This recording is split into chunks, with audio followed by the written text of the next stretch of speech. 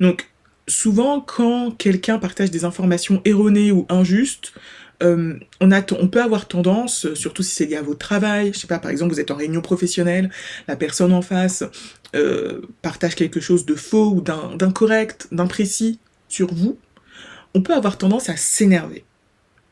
Et s'énerver, ça peut être une option. Mais ce n'est pas la seule.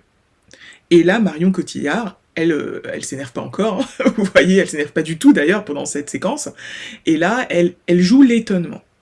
Donc n'oubliez pas l'étonnement, et en termes de vocabulaire, ce qui est très puissant, c'est de reprendre les termes de la personne en face.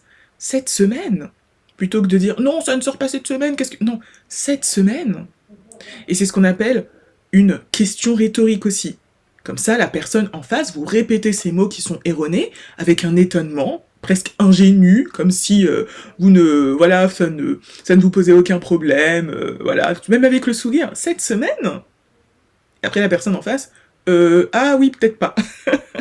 Donc ça, c'est intéressant. N'hésitez pas à reprendre les mots de votre interlocuteur en termes de vocabulaire, reprendre les termes qui ne vous conviennent pas. Ça peut être aussi le cas quand on vous insulte ou on vous manque de respect, par exemple. Eh bien, vous pouvez reprendre les mots, plutôt que de les reprendre en étant fâché, en fronçant les sourcils, vous pouvez les reprendre en mimant l'étonnement. Ah bon. Donc là, c'est ce que fait Marion Cotillard très naturellement. Donc on va revenir juste en arrière pour voir ça. Top, je crois, non? Non, ça sort dans un an. Ça sort dans un an? Ah oui. J'ai lu ça en octobre. Non, je pense que c'est en octobre 2026. Ouais. Et là, c'est aussi intéressant, c'est qu'elle le fait avec beaucoup de classe et beaucoup de bienveillance, finalement. Il n'y a pas de moquerie dans la façon dont elle la reprend.